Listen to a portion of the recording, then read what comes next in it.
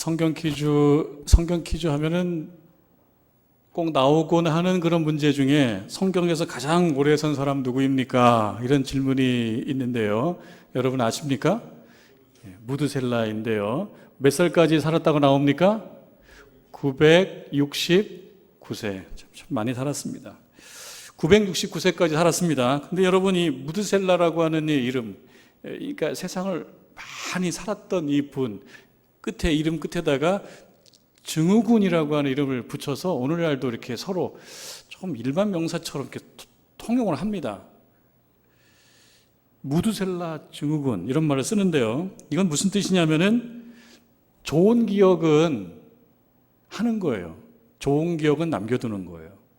나쁜 기억은 누르는 거예요. 강제로 눌러서 지우려고 하는 경향이나 그런 본능, 사람들에게 그런 게 있다는 거죠. 그래서 이러한 본능을 무드셀라라는 이름을 빌어다가 표현을 하는 겁니다. 그러니까 무드셀라 증후군은 뭐냐? 무드셀라가 이제 세상을 오래 살았으니까요. 아무래도 세상을 오래 살고 과거를 생각하지 않겠어요? 오래 과거를 생각하다 보니까 과거에 좋은 기억도 있고 나쁜 기억도 있어요. 좋은 기억은 좋은 경험으로 저장되어 있는 것도 있고 나쁜 경험으로 저장되어 있는 것도 있는데, 사람들 본능이 나쁜 거는 좀 누르고 싶어 한다는 말이죠. 그래서 아마 이 무드셀라 이름을 가지고 온 것 같습니다. 근데 생각해 보면 괜찮은 것 같습니다. 우리가 원하는 삶만 사는 건 아니고, 내가 원하지 않은 경험도 하게 되고, 때때로 이런 것들은 사람의 몸과 정신을 좀 어렵게 만들고 하기 때문에 이러한 나쁜 경험의 기억들은 그냥 좀 누르고 사는 것도 나쁜 것 같지 않습니다. 정신건강에 좋을 것 같고요. 또 정신건강이 좋아야지만이 육체적인 건강도 좋아지기 때문에 꼭 나쁜 것 같지는 않습니다. 그런데 이러한 무드셀라 증후군이 조금 좋지 않게 적용된다 그러면 이거는 좀 생각해 봐야 된다는 겁니다. 어떤 거냐면, 나에게 유리한 것은 기억을 하고, 그래서 수시로 꺼내보고, 나에게 불리한 거는 눌러서 마치 없는 것처럼 생각하고, 그런 거는 좋지 않다라고 하는 것입니다. 또는 나에게 필요한 것들은 잘도 기억하고, 나에게 필요한 것들은 잘도 꺼내보고 그러는데, 필요하지 않은 것들은 눌러서 저 아래다 놓는다. 나에게는 필요하지 않을지 모르지만 다른 사람에게는 중요한 기억이었다 그러면 그걸 눌러서 없는 것처럼 하는 건 또 옳지 않거든요. 근데 사람들에게는 그런 본능이 좀 있다라고 하는 겁니다. 나에게 필요한 것은 기억하고 필요하지 않는 것들은 그저 버리고자 하는 그런 경향과 본능이 있다라고 하는 겁니다. 또 한편으로서는 내가 억울한 거는 중요한 거예요. 그래서 직선적으로 표현합니다. 내가 부당한 대우를 받았다. 직선적으로 표현하는데, 내가 다른 사람들을 부당하게 대우한 거라든지 내가 누군가를 억울하게 만든 거는 그게 그렇게 기억할 만하지 않기 때문에 그냥 눌러버리는 경향이 좀 있다. 그래서 이런 것들을 일컬어서 무드셀라 증후군이라고 하는 말로 표현하면서 좀 발전적으로 그렇게 생각도 해볼 수가 있다는 겁니다. 여러분, 정신의학적으로 볼 때 기억이라고 하는 거는 경험을 통해서 얻은 어떤 지식이나 정보, 이런 거를 이 뇌의 특정 부분에 기록하거나 저장한다는 것입니다. 그게 기억이랍니다. 그래서 기억된 거는 있는 거잖아요. 기억이 안 된 거는 없어져요. 있는 것들은 종종 필요할 때 꺼내서 사용하게 되고요. 그것이 또 기억의 능력이기도 합니다.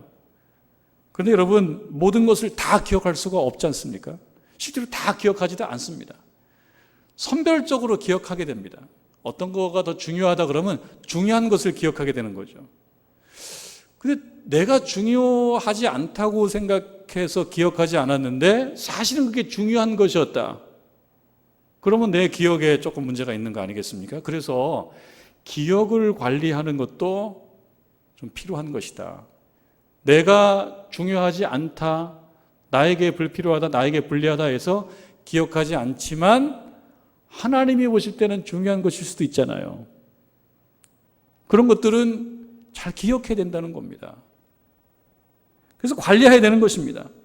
불리하기 때문에 방어 기제가 작동해서 그냥 잊어버리고 싶은 마음이 있겠지만 우리가 하나님 보시기에 중요하다고 생각하는 것은 잊어버리지 않기 위해서 기억 관리를 우리가 하면서 살 필요가 있다. 여러분, 요셉의 형들 있잖아요. 요셉의 형들이 오늘 말씀에 의하면 지금 애굽에 가 있습니다. 애굽에서 고향을 향해 가고 있는 그런 상황에 벌어지는 하나의 이야기입니다. 요셉의 형들에게 있어서도 사실은 경험한 아주 중요한 경험이 있어요. 근데 그 경험 중에 어떤 거는 불편하기 때문에 그냥 눌러놨던 경험이 있습니다. 그런가 하면 본인들에게는 매우 중요하기 때문에 이거는 아주 적극적으로 기억해내고 적극적으로 방어해야 될 필요성이 있는 그런 주제가 있었다는 것입니다. 그러니까 요셉의 형들도 좀 선택적 지각을 한 거예요. 선별적 기억을 한 거예요.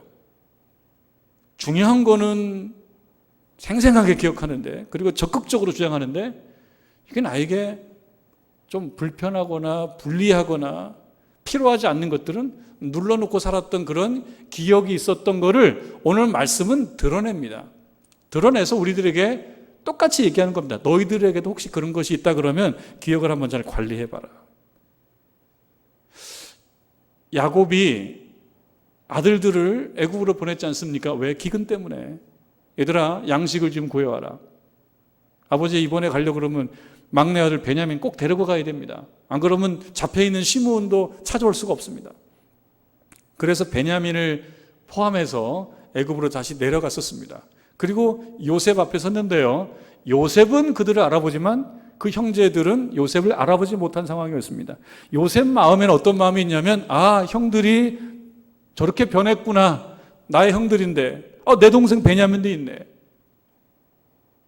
이 형제들은 요셉이 애굽의 총리가 될 거라고 하는 생각은 꿈에도 못했던 거예요. 그러니까 못 알아봤던 거예요. 요셉이 형들을 잘 대접했습니다. 베냐민 포함해서 형들을 잘 대접했습니다. 잔치를 배설해서 맛있게 먹이고 또 편안하게 했습니다. 그래서 요셉의 형제들이 매우 즐거웠다. 그게 지난주 말씀이었어요. 매우 즐거웠다. 이 즐거움은 누가 준 거냐? 요셉이 만들어서 그들에게 전해준 거죠. 그들이 만든 게 아니고 요셉이 만들어서 그들에게 전해준 그 즐거움을 마음껏 누리고 이제 때가 되어서 이제 그들의 본래 목적인 양식을 자루에 잘 담아서 고향으로 가는 것입니다. 그것이 이제 44장 1절 말씀이죠. 요셉이 그의 집 청지기에게 명하여 이르되 양식을 각자의 자루에 운반할 수 있을 만큼 채우고, 양식은 돈을 낸 만큼 주면 되거든요. 근데 요셉 마음은 그게 아니었던 모양이에요. 자루가 허락할 만큼 양식을 채워줬어요. 부모님 마음 같아요. 가능하면 많이 주고 싶은 마음. 그래서 그 형들의 또는 베냐민을 포함한 모든 형제들의 자루 속에 곡식을 가득가득 채워주고요. 돈도 받지 않았어요. 돈도 다 넣어놨어요. 그런데 이게 어떤 의도가 있는 건지 지금 본문에 정확히 나오고 있지는 않지만, 요셉이 자신의 청지기를 데려다가 회의를 하는 거예요. 작전을 세우고요. 이게 음모인지는 모르지만 어떤 일을 꾸밉니다. 무슨 일을 꾸미냐면 그 청지기에 얘기합니다. 이 사람들이 자루에 곡식을 채워서 갈 때 그 자루 안에 내가 귀하게 생각하는 은잔을 넣어서 보내라고. 이 형제들이 출발을 하는데요, 자기들 형제 누구의 자루 속에 은잔이 들어가 있을 거라고 생각도 못하고 그냥 가는 겁니다. 근데 그 은잔은 누구 자루 속에 들어가 있냐면 막내 아들인 베냐민의 자루 속에 그 은잔이 들어가 있어요. 그것도 모르고 이제 곡식을 많이 이제 확보를 했으니까요, 고향을 향해서 갑니다. 즐거운 마음으로. 잘 대접받고 즐거움을 경험하고, 그리고 자루 속에 곡식을 가득 채워서 이제 고향을 향해 갑니다. 근데 요셉이 그의 청지기에게 명해놨었어요. 어느 정도 떠나면 추격해서 잡아 세워라. 그리고 그들을 세우고 이렇게 이야기하라. 그렇게 명해해 놓은 것을 이제 그 청지기가 시행합니다. 근데 어떤 말이냐? 4절 말씀이죠. 4절 말씀. 4절 뒷부분에 보면 그들에게 이르기를, 그러니까 뒤를 따라가서 그들에게 이르기를, 청지기에게 말하는 거죠. 뒤를 따라가서 그들을 만나서 세워서 그들에게 말하기를, 뭐라고 얘기하냐면 너희가 어찌하여 선을 악으로 갚느냐, 이렇게 말하라는 거예요. 너희가 어찌하여 선을 악으로 갚느냐. 그러면서 이어서 뭐라고 얘기하냐면 이것은 내 주인이 가지고 마시며 늘 점치는 데 쓰는 것이 아니냐. 이게 은잔, 요셉이 중요하게 생각하는 요셉의 중요 물품이에요. 그 은잔, 이거는 내 주인이 가지고 마시며 늘 점치는 데 쓰는 것이 아니냐. 너희가 이같이 하니 악하도다. 이렇게 잡아 세워서 말하라고 한 거예요. 실제로 청지기가 추격해서 잡았습니다. 세우고 그들 앞에서 이야기합니다. 똑같이 얘기합니다. 뭐라고 얘기합니까? 너희는 참 악하도다, 이 녀석들아. 어떻게 선을 악으로 갚느냐. 이같이 하니, 너희가 이같이 하니 참 악하구나 라고 이야기를 합니다. 이 이야기를 형제들이 들어요.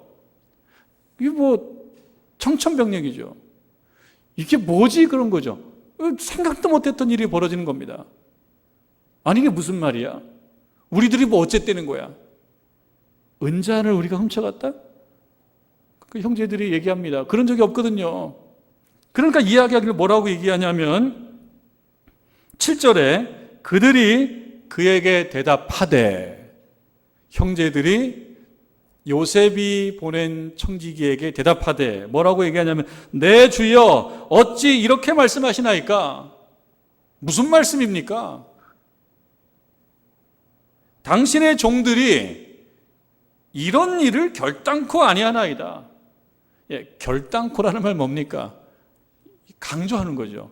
결코 그런 일이 없습니다. 우리는 결코 이런 일을 하지 않았습니다. 이런 일을 하지 않습니다. 훔쳐가고 그러지 않습니다. 이 말은 뭐 틀린 말은 아닌 거예요. 그러면서 얘기합니다. 8절에 우리 자루에 있던 돈도 우리가 가나안 땅에서부터 당신에게 가져왔거늘 우리가 어찌 당신의 주인의 집에서 은금을 도둑질하리이까? 9절 당신의 종들 중 누구에게서 발견되든지, 우리 형제 중에서 살펴봐서 누구에게서 발견되면 그는 죽을 것이요. 예, 강하게 얘기하죠. 만약에 우리 형제들 중에 형제들의 그 자루 속에서 은잔이 발견되면 그는 죽어도 마땅합니다. 자신이 있습니다. 그리고 우리는 내 주의 종들이 되리이다. 우리 형제들은 종들이 되리이다. 사실 뭐 맞는 말이죠. 그 사실은 맞는 말이에요. 그들은 결단코 은잔을 훔치지 않았어요. 우리도 알고 있습니다. 자기들이 훔치지도 않은 은잔을 훔쳤다며 악하도다 그렇게 얘기하니까 못 받아들이죠. 맞지 않죠. 억울한 거죠. 그래서 형제들은 이구동성으로 이거 억울하다고 얘기합니다. 왜? 우리는 하지 않았으니까. 그리고 우리들도 알다시피 하지 않은 건 맞는 얘기예요. 그러면서 얘기한 겁니다. 도둑질이 확인되면 그 당사자는 죽을 것이며 우리들은 모두 당신의 종이 되겠습니다. 자신 있는 거예요. 근데 여러분, 이 형제들의 이 말이 어디에서부터 이렇게 메아리로 이렇게 울려오는데, 여러분, 저거 어디서 들렸던 말인데 라는 혹시 생각을 해볼 수 있겠습니까? 이 형제들이 하는 말, 그는 죽을 것이며 우리들은 당신의 종이 되겠습니다. 죽고 종이 된다. 여러분, 과거로 한번 가볼까요? 과거로 한참 한 20년 전으로 가면 어떤 일이 있었습니까? 죽음과 종됨, 이런 사건이 있었어요. 실제로. 요셉은 억울했었는데요. 억울한 요셉은 그런 일을 당했어요. 죽음 근처까지 갔다가 죽지는 않았지만 결국 어땠습니까? 종이 됐어요. 팔려와서 종이 됐어요. 그러니까 이 말은 형제들은 자신들이 하고 있는 이 말이 어떠한 과거 또는 어떠한 역사적인 사건과 연관성이 있는지를 전혀 몰라요, 지금. 전혀 모르지만 이 성경 말씀을 읽고 있는 오늘날의 신자들은 형제들이 말하는 이 말, 본인들은 지금 이 상황 속에서 은잔을 훔치지 않았다는 사실을 강조하기 위해서 이런 강한 말들을 하고 있지만 가만히 들어보니 이 어디에서부터 이렇게 메아리 쳐오는 그 이야기인데 어디서 메아리 쳐오는 이야기인가 이렇게 추적 해봤더니 예전에 아버지 야곱이 아들 요셉에게 형들을 좀 찾아봐라 라고 얘기했을 때 도단으로 갔던 그 일, 그런데 형들이 다가오는 거의 막내 동생 뻘이죠. 거의 저 말째 동생인 요셉을 보면서 저기 꿈꾸는 녀석이 오네. 저 녀석 때문에 우리 인생 힘든데, 그렇게 얘기하면서 그냥 이참에 죽입시다, 이렇게 얘기했던 그 오래전의 그 사건, 그것이 메아리 쳐오는 듯한 느낌이에요. 죽지는 않았지만 결국은 팔아서 종을 만들었어요. 어느 집에 종되게 만들었어요. 그리고 보면 이것은 형들이 우리는 절대 그런 일이 없습니다라고 하는 이야기이지만, 그러나 이 모든 과거의 사실들을 알고 있는 우리들은 그래, 은잔에 관한 한 절대 그런 일이 없는 거 우리들도 알지만, 그러나 죽는다, 종된다라고 하는 그러한 너희들의 그 강력한 주장과 관련된 그 옛날 일은 어떠냐? 라고 이 형제들에게 뭔가 이렇게 항의하고 형제들에게 강하게 뭔가 이야기하는 이야기거리가 이 사건으로부터 알 수가 있다. 그런 이야기인 것입니다. 이 사건은 무슨 의미가 있는 겁니까? 그들은 악하지 않았습니다. 그런데 본문은 요셉과 그의 청지기의 입을 통해서 너희들은 악하다라고 하는 것을 말하고 싶어 하는 것입니다. 그들의 살아온 삶에 악함이 있었습니다. 없었던 게 아닙니다. 악함이 있었습니다. 지금은 악하지 않지만, 지금 이 행위는 악하지 않지만, 그리고 지금 이 행위는 억울할 수 있지만, 그러나 실제로 너희들에게 불리하기 때문에 기억 밑으로 눌러버렸던, 어떻게 보면 무드셀라 증후군에 조금 변형된 형태의 무드셀라 증후군에 사로잡혀 있었던 너희들의 모습, 없었던 걸로 하고 싶지만 하나님은 기억력이 너무 좋으셔서 다 알고 계시는 거예요. 이것을 좀 알게 하기 원하는 거예요. 깨닫기를 원하는 거예요. 그런 과정이 지금 진행되고 있습니다. 지금은 악하지 않지만 사실 악함이 있었음을 상기시키고 있는 것입니다. 한 번 진실한 것도 진실한 거지만 하나님께서 우리들에게 원하시는 것은 삶 자체가 진실한 걸 원하는 거예요. 한 번 잘했다 그래서 그 사람의 인생이 다 잘한 건 아니고, 한 번 잘못했다라고 해서 그 사람 인생이 다 잘못된 것도 아닙니다. 왜? 인생은 딱 한 차례, 한 사건, 하나의 사례를 통해서 그렇게 평가받는 게 아니고, 인생은 한순간이 아니고 오랜 기간이 인생이기 때문에 그렇습니다. 미국에서 목회 잘하시는 저에게 선배님 되신 한 목사님의 쓴 책 안에 나오는 이야기인데요. 미국의 얼바인이라고 하는 곳에서 목회를 하는 중국인 목사님을 알고 있었다 그럽니다. 근데 이 중국인 목사님하고 대화하다가 중국인 목사님이 하는 말이, 한 번만 진실한 성도 때문에 너무 힘들다고. 진실한데 한 번만 진실한 거예요. 반대로 얘기하면 뭡니까? 진실하지 않은 게 더 태반인 거예요. 근데 한 번만 진실한데 이분이 무드셀라 증후군인 거예요. 나는 진실하다고만 생각해. 그런데 사실은 안 진실해. 그래서 교회에 어려움을 줘요. 어려움을 주고 사람들을 힘들게 해요. 그래서 이 중국인 목사님이 이분 때문에 시험에 많이 들어요. 화가 나요. 어떻게 하면 좋지? 이런 생각이 들어요. 고민이 생겨요. 마음이 상해요. 그래서 그러다 보니까 중국인 목사님이 그렇게 기도하면 안 되는 기도를 그냥 했다는 거예요. 무슨 기도했냐고. 그러니까 하나님, 저 인간 좀 데려가면 안 됩니까? 이렇게 기도를 했다는 거예요. 그러니까 이 말을 들은 그 한국인 목사님이 궁금한 거예요. 응답 받았나 못 받았나? 여러분 어땠을 것 같아요? 응답 받았을 것 같아요? 못 받았을 것 같아요? 그래서 물어봤어요. 그렇게 기도하니 하나님이 뭐라고 하시더냐고. 물어보니까 이 중국인 목사님이 웃으면서 하는 말이 그 인간 여기 오면 나도 골치 아프다. 네가 좀 더 데리고 있어라. 그렇게 이야기를 하더라는 것입니다. 여러분 우리들의 인생이 단 한 가지만으로 그렇게 요약되는 것도 아니고 한 가지만으로 확정되는 것도 아닙니다. 그거는 이 형들에게도 마찬가지입니다. 이 형들이 은자를 훔치지 않은 건 맞았어요. 그들은 결백해요. 그래서 억울할 수 있어요.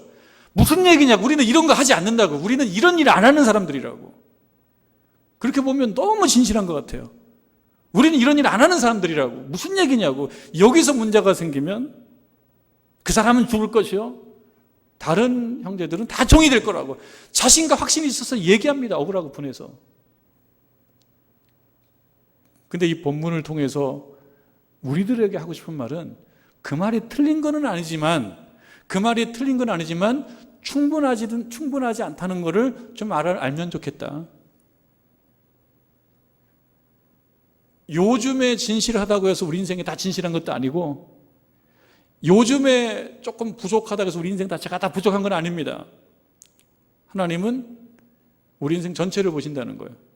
그래서 어떤 거는 잊어버리지 않고 잘못했으면 잘못했다고 이야기하기를 원하고, 문제가 있으면 해결하기를 원하시고, 그래서 조금씩 해결해 주시길 원하는 거지, 우리가 불리한 거는 눌러서 없는 것처럼 생각하고 우리가 얘기할 만한 것들만 이야기하면서 그저 나는 떳떳하다고 얘기하고 이런 걸 하나님은 원치 않으신다라고 하는 말씀을 이 본문을 통해서 우리가 조금 읽어볼 수가 있습니다. 이 은잔 사건은 이 형들을 곤란하게 만들고, 그리고 이 형들을 정죄하고 골탕을 먹이고 그런 사건이 아니고, 사실은 이 형제들에게 있어서는 잊어버리지 않는 게 좋을 사건을 다시 소환을 해서 그 문제에 대해 하나님께 해결받을 수 있는 기회를 주는 복된 사건일 수 있다. 청지기가 형제들의 자료를 이제 조사하기 시작합니다. 여러분 오늘 말씀 보니까요, 11절, 그들이 각기 급히 자루를 땅에 내려놓고 자루를 각기 푸니, 이제 각각 자루를 갖고 갔던 모양이죠. 근데 자루를 내려놓고 자루를 각각 푸니, 12절, 그가 나이 많은 자에게서부터 시작하여 나이 적은 자에까지 조사를 하며, 그는 누굽니까? 청지기죠. 청지기가, 요셉의 청지기가 이제 그 자루를 조사하기 시작합니다. 이거 다 뭡니까? 각본에 있는 거죠. 다 알고 있어요. 형제들은 몰라요. 그래서 궁금해요. 자신들이 결백하다는 것이 조금 있으면 다 이제 드러날 거라고 믿고 있지만 그래도 궁금해서 보고 있어요. 우리가 공항에 갔을 때, 특히 이제 요즘엔 장거리 여행을 못하지만 장거리를 가거나 혹은 장기간의 여행을 떠날 때는 가방에 이것저것 많이 들어가 있죠. 그리고 무게 맞추려고 애를 쓰고요. 무게가 넘어가서도 안 되겠고, 또 그 출국장 안으로 들어가서 보안 검색대에 걸리지는 말아야 되겠고, 그러니까 그 안에 어떤 걸 넣어야 될지를 아주 세심하게 잘 체크해서 가방을 싸서 가지고 들어갑니다. 여권하고 항공권 검사하고 안으로 들어갑니다. 그리고 보안 검색대에 다다르면 거기에 가방 올려놓고요. 그리고 겉옷도 벗어서 올라오라 그래요. 겉옷도 벗어서 놓고요. 주머니에 있는 것들 다 빼가지고 올려놓으라고 합니다.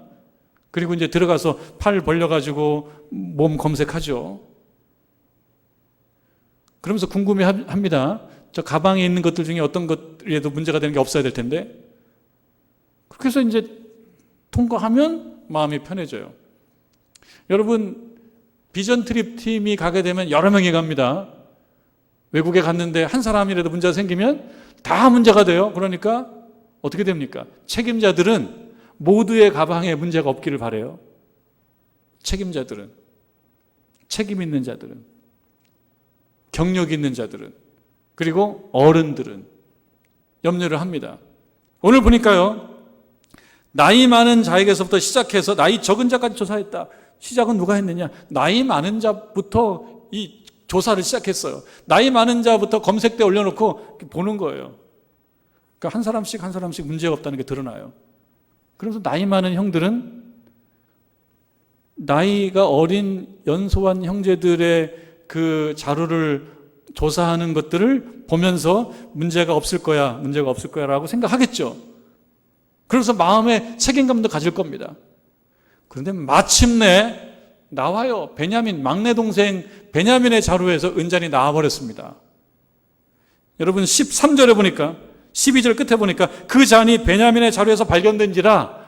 이런 일이 세상에, 이런 일은 없어야 되는 거거든요. 없다고 믿었었거든요. 그런데 나왔어요. 13절, 그들이 옷을 찢고 각기 짐을 나게 찢고. 그들이 옷을 찢었어요. 왜 옷을 찢었습니까? 이런 일이 생기면 안 되는데 괴로운 거예요. 어찌 이런 일이, 특히 막내 아들 베냐민의 자루에서 은잔이 나왔어? 베냐민은 누구입니까? 죽었다고 생각하는, 자기들이 팔은 요셉과도 같은 아들이 베냐민이에요. 가슴이 아파요. 근데 여러분, 예전에도 이런 일이 있었죠. 예전에도. 어떤 일입니까? 요셉이 팔려갈 때 이런 일이 있었던 거예요. 요셉에게 위기가 있었던 거예요. 이때는 누가 옷을 찢고 울었냐? 한 사람만 옷을 찢고 울었어요. 누굽니까? 야곱만 그랬어요. 형제들은 다 알고 있어요. 형제들은 알고 있는데 옷을 찢지 않았어요. 근데 오늘은 보니까요, 베냐민에게 문제가 생겼어요. 형제들이 다 옷을 찢어요. 이것도 사실은 놀라운 발전 아닙니까? 예전에는 요셉 떠나보내면서 그들이 그냥 이놈 없애버려야지 하고 떠나보냈어요. 근데 지금 베냐민에 대해서는요, 얌전해야 되는데. 이것도 놀라운 발전 아닙니까? 이들은 모르지만 이 사건을 보고 있는 우리들은 이들에겐 위기라고 하더라도 그래, 진지하게 일했으면 좋았을 것을. 근데 이 사건은 뭡니까? 이 사건은 하나하나 묶였던 매듭을 좀 풀게 되는 과정 중에 어려운 상황입니다. 마치 대나무가 위로 쭉쭉 올라갈 때 마디가 자꾸 생기는 거 아닙니까? 마디가 생기는 게 힘이 들지만 성장하려면 마디가 생기는 것을 겪어내야 되듯이 이들에게 있어서 하나님께서 해결해 주시기를 원하시는 그 일을 해결받는 과정 속에 그들이 겪게 되는 이러한 옷을 찢는 경험이 있더라. 근데 이것은 나쁜 게 아니고 과거에 꾹꾹 눌러서 마치 없던 것처럼 생각하는 그들의 부족함을 조금씩 드러내서 하나님께서 이들을 해결해 주시기를 원하시는 이러한 사건임을 우리가 생각하며 우리들도 이 땅에 살면서 하나님은 다 알고 계시니 하나님 앞에 고백하며 우리들이 분리해서 눌러놨던 우리들의 인생의 여러 부분들을 하나님 앞에 내어놓고 주님의 은혜를 구하는 저와 여러분 되기를 주님의 이름으로 축원합니다.